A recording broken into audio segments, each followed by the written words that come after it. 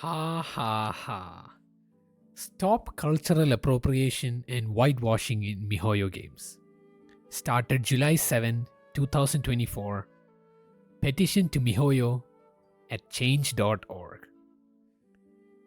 At first, I was just going to ignore this petition because, Hoyoverse, Genshin Impact gets slapped with a lot of petitions all the fucking time. There's always people complaining, they always have issues. But this particular one just crossed 100,000 signatures. Ain't that something? 100,000 signatures. A little background information for those of you who don't know. Genshin Impact derives its lore for each region based on real life culture. This map shows a pretty decent overview of where each region got its lore / characters from. Mondstadt is primarily based on certain European countries. Liyue is clearly China. Inazuma was primarily Japan only. Then we have Sumeru, which was certain parts of Asia, Middle East. Fontaine was France and certain parts of Europe as well. And then Natlan, the new region which is coming out, is primarily inspired by certain African regions, Latin America, and some parts of Mexico apparently. And the last region which is still not yet released is Snezhnaya. Please don't blame me, I'm butchering that name, I know that. It's primarily Russia. So this map gives a general understanding of where each region in Genshin Impact gathers its lore or information from. Not only is the lore, but the characters is also based on local folklore and also mythology to a certain extent. This is not the first time games have adopted inspiration from cultures, other races, other religion, and mythology. There are other games which do that too. Two of the games which quickly come to my mind is Smite and Overwatch. Each character in Overwatch has a lore based on certain culture or religion. They all belong to a particular country as well.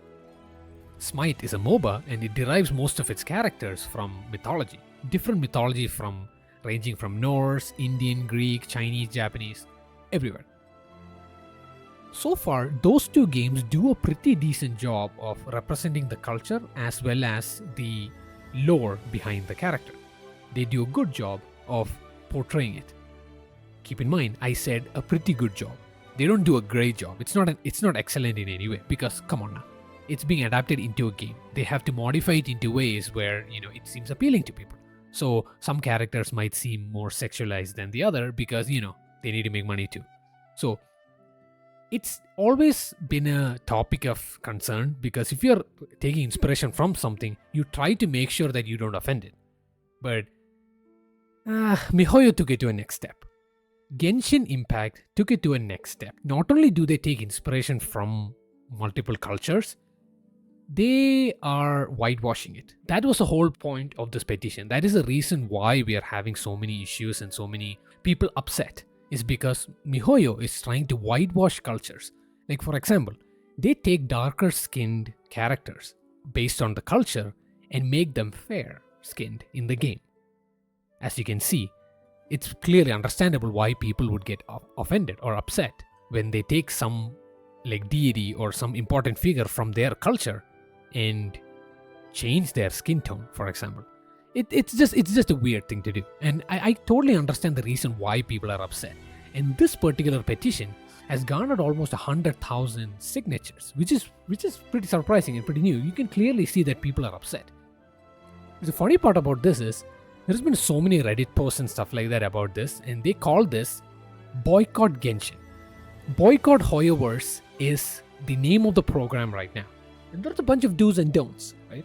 So the primary thing which they're trying to do is to get players to stop playing the game, not spend in the game, because that's the best way to hit Hoyoverse. That's the best way to let Mihoyo know that people are upset, because if they get a hit on their revenue, then they will directly respond to it or look at it, right? Otherwise they wouldn't care, right?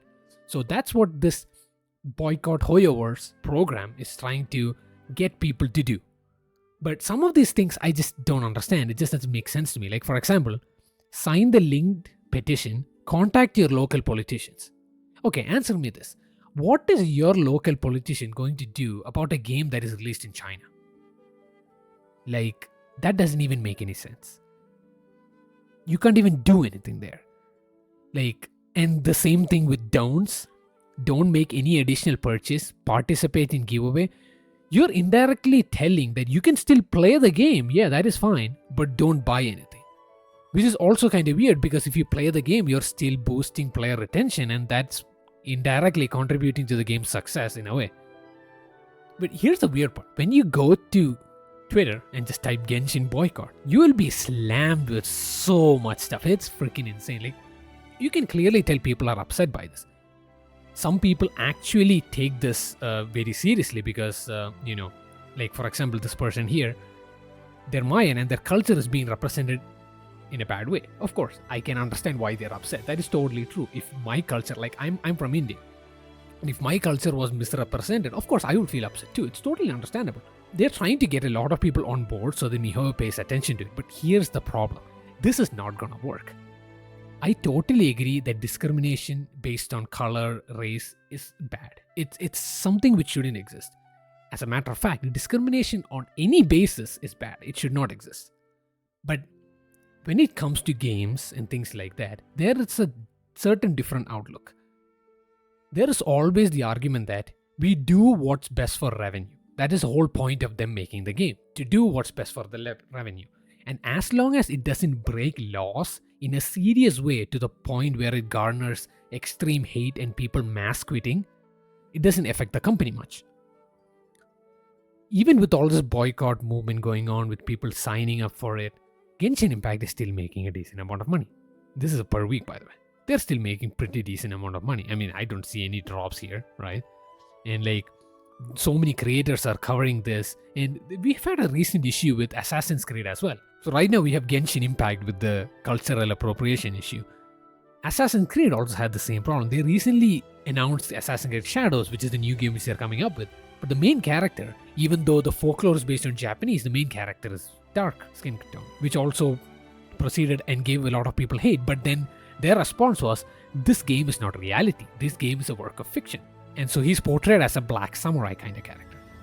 So apparently people are contributing or attributing this to double standards kind of thing. Here's where things get interesting though. None of this is going to work because majority of Genshin Impact's revenue is from Asia. And as many of you might know, Asian cultures have a good emphasis on fair skin tone. This has been a thing since God knows how long. There's always been a certain attraction towards fair skin in Asian cultures, most of Asian cultures. Even in folklore and cultures and everything, fair skin is portrayed with so much pride. And it is pretty normal for them over there, since it's embedded into their culture. And as you can see, primary of Genshin Impact's player distribution is mainly Asian countries. USA is not even in this list. And not most European countries are not even in this list either.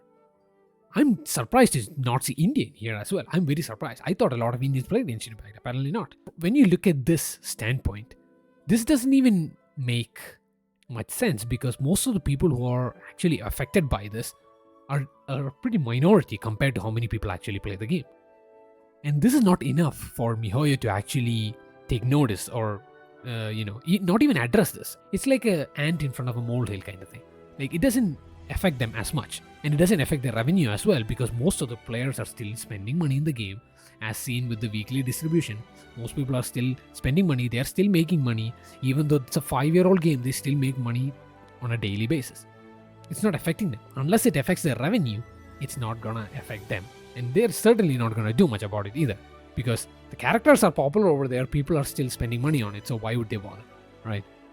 And here's some more interesting facts. Because even though more people are hopping on this bandwagon, more people are voicing their opinion, there are information about certain voice actors as well who voice their opinion about this, and they didn't want to voice characters in this game anymore because of this cultural appropriation issue.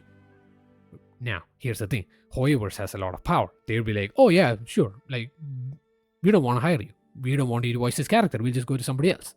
Right. It's simple as that for them. We don't want you here. Like, if you have a problem with the company, don't work for us. We'll find somebody else. They have the money. They have the talent. It's easy for them to replace, right? So this is also another thing. Like, this particular petition garnered these many views and this much attention, primarily because this time, voice actors and all that stuff got into it as well, which they didn't do last time. Like, this is nothing new, right? Genshin always gets hate for stuff like this. There's always had petitions against them and all that stuff. This is the first time this actually blew up to a certain extent. But here's a quote which I found, which was pretty interesting. From our gacha king, Tectone himself. I know Tectone is pretty hated in the Genshin community, but this particular take which he said is actually kind of makes sense. It kind of does make sense. Genshin Impact will not change. If you're mad, you should quit. The only thing they track or care about is money spent and concurrent player base. This has already happened before and will happen again. Side note, I do think it's fair to be upset, but the company doesn't care. This man is speaking facts right here. I'm not like a Tectone shiller or anything, but what this man said right now actually makes sense.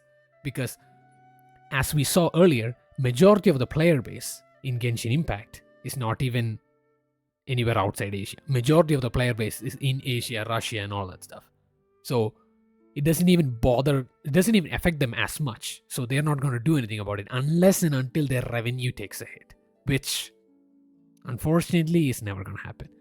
See, here's another interesting data. There's almost 62 million players average that play Genshin Impact monthly. That is rounded to the nearest million. And the petition is signed by 100,000 people. Yeah. What? 1%?